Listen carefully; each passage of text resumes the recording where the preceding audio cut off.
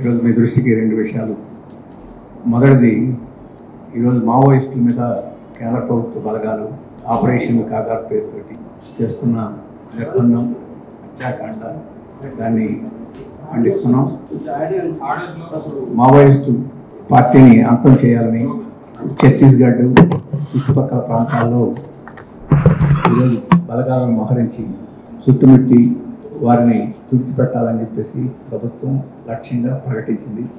కేంద్ర హోంశాఖ మంత్రి అమిత్ షా గారు చివరి మావోయిస్టు వరకు చంపేదాకా వదిలిపెట్టమని చెప్పేసి వారు ప్రసంగం చేశారు. ఒక కేంద్ర మంత్రి, అందులో హోంశాఖ మంత్రి, వ్యక్తుల్ని నాశనం చేసిన దాకా, చంపేదాకా, ఒక రాజకీయ పార్టీ యొక్క వ్యక్తుల్ని తుదముట్టించేదాకా మేము విశ్రమించమని చెప్పేసి అతనిలో ప్రకటన చేయడం అనేది చాలా విస్మయం కల్పించే చర్య. ఒక ప్రజాస్వామిక దేశంలో అత్యంత అభ్యంతరకరమైన విషయం. ప్రభుత్వాల్లో అధికారంలో ఉండేవాళ్ళు వ్యవహరించాల్సిన తీరు కాదు. ఈరోజు ప్రభుత్వాన్ని, సైన్యాన్ని తమ సొంత ఆస్తిగా భావించే నియంత్రణలు మాట్లాడే మాటలని వాటిని మేము తీవ్రంగా ఖండిస్తున్నాం. ఈరోజు చర్చలకు మేము సిద్ధం, చర్చలకు పిలవండి అని చెప్పేసి మావోయిస్టులు పదే పదే ప్రకటిస్తున్నారు. చర్చలకు రండి, మేము మాట్లాడతామని చెప్పేసి చెప్పాల్సిన ప్రభుత్వం చర్చలకు వస్తామని చెప్పిన వాళ్ళని గౌరవించి పిలవడం మానేసి మీరు వస్తే రండి లేకపోతే పోండి అని చెప్పేసి పద్ధతిలో వారు కేంద్ర ప్రభుత్వం వ్యవహరిస్తుంది. అందుకని సిపిఎంగా మేము కోరుతుంది, వెంటనే ఈ ఆపరేషన్ కగార్ని నిలిపివేయండి, మావోయిస్ట్ పార్టీ ప్రతినిధుల్ని చర్చలకి ఆహ్వానించండి.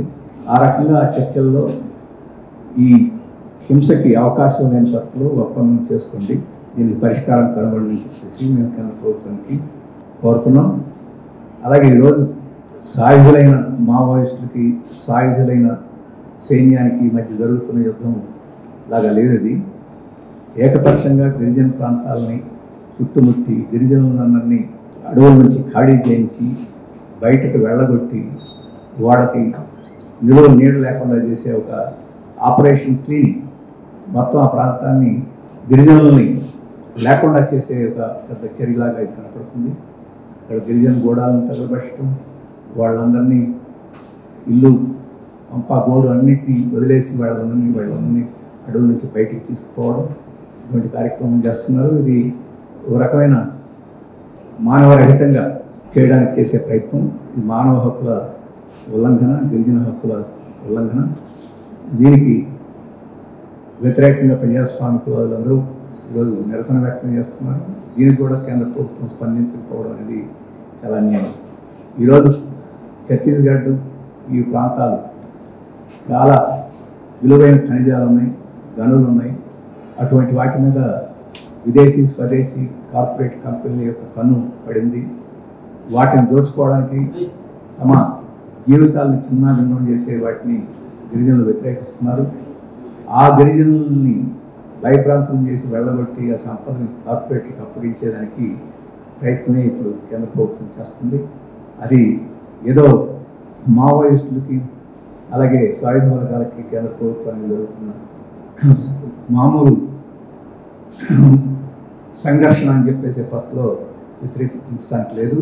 అది అక్కడ ఉండే గిరిజన ప్రజలని అక్కడ తమ ఉనికిని లేకుండా చేసేదానికి కేంద్ర ప్రభుత్వం చేసే ప్రయత్నం, దానికి ప్రతిఘటించే దాన్ని అణచివేయాలని చేసే ప్రయత్నం అని చెప్పి మేము వివరిస్తున్నాం. అందుకనే వెంటనే కేంద్ర ప్రభుత్వం ప్రజాస్వామిక అభిప్రాయానికి విలువిచ్చి వెంటనే చర్చలకు రావాలని చెప్పేసి చర్చలు నిర్వహించాలని, అక్కడ ఉండే ఆపరేషన్ని వెంటనే నిలుపుదల చేయాలని కోరుతున్నాం.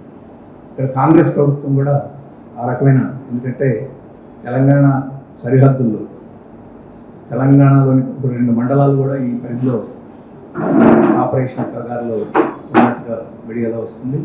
కాబట్టి కాంగ్రెస్ ప్రభుత్వం ఖచ్చితంగా స్పష్టంగా ప్రకటించాలని చెప్పేసి, ఈ చర్చలకు పిలవాలి, ఈ ఆపరేషన్ ఉపసంహరించాలని చెప్పేసి ఇక్కడ ప్రభుత్వం కూడా కేంద్ర ప్రభుత్వం మీద ఒత్తిడి తీసుకురావాలని చెప్పేసి కోరుతున్నాం. ఈ సందర్భంలోనే ఇక్కడ కాంగ్రెస్ ప్రభుత్వం చాలా అట్టహాసంగా భారత్ సమ్మిట్ అని చెప్పేసి దాన్ని నిర్వహించింది. ఆ భారత్ సమ్మిట్ తరఫున దాదాపు 100 దేశాల నుంచి ప్రతినిధులు హాజరయ్యారని చెప్పేసి కూడా వచ్చింది. వారు ఒక హైదరాబాద్ డిక్లరేషన్ ఆ పత్రాన్ని పరిశీలన చేస్తే దానిలో సామాజిక న్యాయం గురించి, ప్రజాస్వామ్యం గురించి, గిరిజనులు, దళితులు, ఇతర వెనకబడిన వారి యొక్క హక్కులు, చాలా మంచి మంచి విషయాలు అటు పేర్కొనబడ్డారు. ఈరోజు ఈ ఛత్తీస్గఢ్లో జరుగుతున్న మారణ హోమం గిరిజనులకు వ్యతిరేకంగా జరుగుతుంది, సామాజిక న్యాయం విఘాతంతో జరుగుతుంది. కాబట్టి ఆ డిక్లరేషన్ యొక్క స్ఫూర్తిని కాంగ్రెస్ ప్రభుత్వం నిజంగా నమ్మితే దీన్ని ఆపేసేదానికి కాంగ్రెస్ ప్రభుత్వం కూడా కృషి చేయాలని చెప్పేసి ఈ సందర్భంగా మేము కోరుతున్నాం. అలాగే ప్రజా సంఘాల ప్రతినిధులు కూడా ముఖ్యమంత్రిని కలిసి కోరినట్టుగా కూడా మీడియాలో వచ్చింది. వారు ప్రజాస్వామ్యానికి సానుకూలంగా మేము ఎప్పుడు ఉంటాం అని చెప్పేసి ఒక సాధారణమైన ఒక మాట మాట్లాడారు. నిర్దిష్టంగా ఏం మాట్లాడేది, ప్రభుత్వంలో ఉన్నప్పుడు నిర్దిష్టంగా చర్యలు చూపించడం అవసరం అని చెప్పేసి మేము భావిస్తున్నాం. ఇది రెండవ విషయం, కాళేశ్వరం ప్రాజెక్టుకి సంబంధించి 24వ తేదీన కాళేశ్వరం ప్రాజెక్టుకి సంబంధించిన నివేదిక నేషనల్ డ్యామ్ సేఫ్టీ అథారిటీ వాళ్ళు సమర్పించిన నివేదికని ప్రభుత్వం విడుదల చేసింది. ఆ రోజు నుంచి కాంగ్రెస్కి బీఆర్ఎస్కి మధ్య మాటల యుద్ధం జరుగుతుంది. మా యొక్క ఉత్సవాలని అభాస్ పాలు చేయడం కోసం, దాని నుంచి కట్టదోవ పట్టించడం కోసమే ఈ నివేదికని విడుదల చేశారు. ఆ కమిటీ డిసెంబర్లో దాన్ని సమర్పిస్తే ఏప్రిల్ దాకా ఆగి ఇప్పుడు విడుదల చేశారు. ఇది దుర్బుద్ధితోటి, రాజకీయ దుర్బుద్ధితోటి చేసిందని వారు విమర్శ చేస్తున్నారు. రాజకీయ దుర్బుద్ధితోటి విమర్శ చేస్తున్నారు లేదా పక్కన పెడితే, ఆ నివేదిక ప్రభుత్వం విడుదల చేయడం అనేది సంతోషమైన విషయం. అయితే ఆ నివేదిక విడుదల చేస్తేనే సరిపోదు. ఆ నివేదికలో చాలా తీవ్రమైన విషయాలు చెప్తున్నారు.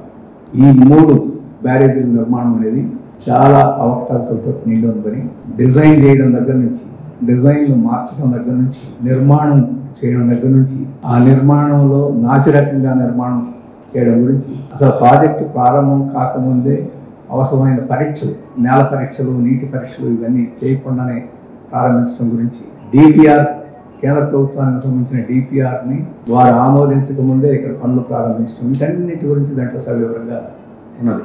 అది ఒక రకమైన ఒక అభిశంసన పత్రం, అది ఆ రకంగా ఉన్నది.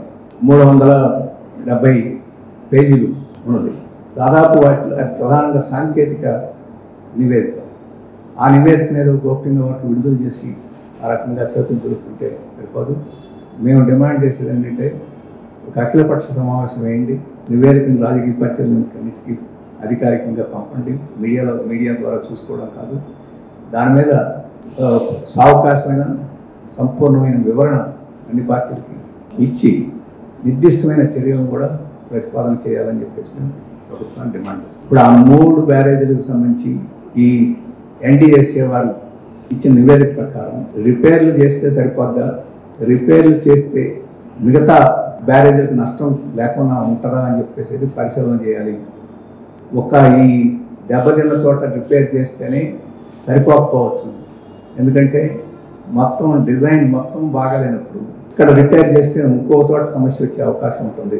కాబట్టి ఇది ఒక మేడిగడ్డే కాదు, అన్నారం, సుదిమళ్ళ మొత్తం అన్నిట్లోనూ ఈ సమస్య ఉన్నది అని చెప్పేసి వారు చెప్తున్నారు. అసలు ఈ 3 బ్యారేజీలు వైబుల్లా కాదని నిర్ణయం చేయాలి. వైబుల్ కాకపోతే కాళేశ్వరం ప్రాజెక్టే మూలం పడిపోద్ది. మరి ప్రత్యామ్నాయంగా అంతకుముందు రాజశేఖర రెడ్డి హయాంలో ప్రాణహిత చేవేళ్ల ప్రాజెక్టుని తీసుకోవడమా, దాని మీద నిర్ణయం తీసుకోవాల్సిన అవసరం ఉంటుంది. ఇటువంటివన్నీ, అలాగే ఘోష్ గారి కమిషన్ వేశారు, దానిని వాయిదాలు వేసుకుంటూ పొడిగించుకుంటూ పోతా ఉన్నారు. కాబట్టి వీటన్నిటిని సమగ్రంగా చర్చించాల్సిన అవసరం ఉంది. ప్రభుత్వం కూడా సమగ్రమైన ప్రతిపాదనతో ముందుకు రావాల్సిన అవసరం ఉంది. మీరిద్దరూ రాజకీయంగా ఒకరినొకరిని దూషించుకున్న దాని మనకు ప్రయోజనం లేదు. అటువంటి ప్రతిపాదనతో రాష్ట్ర ప్రభుత్వం ముందుకు రావాలని చెప్పేసి కోరుతున్నాం. అంతేకాదు, ఈ నివేదిక చూస్తే ఆ నివేదికలో తప్పులు చేసిన వాళ్ళు ఏదో కింది స్థాయి సిబ్బంది కాదు, పై స్థాయి నుంచి, రాజకీయ స్థాయి నుంచి అధికార బంధంలో చాలా తీవ్రమైన తప్పిదాలు, ఆ తప్పిదాలు తెలియక చేసిన తప్పిదాలు కాదు, బుద్ధిపూర్వకంగా చేసిన తప్పిదాలుగా కనిపిస్తున్నాయి. కాబట్టి దానికి అకౌంటబిలిటీ కూడా కావాలి. ఆ అకౌంటబిలిటీకి కూడా ఎటువంటి పద్ధతులు అనుసరిస్తారో ప్రభుత్వం ముందుకు రావాల్సిన అవసరం ఉంది. వీటన్నిటిని దృష్టిలో పెట్టుకుని సిపిఎంగా మేము డిమాండ్ చేస్తున్నాం. వాటిని అఖిలపక్ష సమావేశం వేయాలని, ఆ అఖిలపక్ష సమావేశంలో పరస్పరం ఇక్కడ దూషించుకునే దానికన్నా అక్కడ పరస్పరం సమాధానం చెప్పుకోవడం ఈ రెండు పార్టీలకి మొత్తం ప్రజల ముందు వారి యొక్క మంచి చెడ్డలు కూడా ప్రజలకు అర్థమయ్యేదానికి అవకాశం ఉందని భావిస్తున్నాం. ఆ రకంగా ముఖ్యమంత్రి రేవంత్ రెడ్డి గారు వెంటనే నిర్ణయం తీసుకోవాలని చెప్పేసి కోరుతున్నాం. Thank you.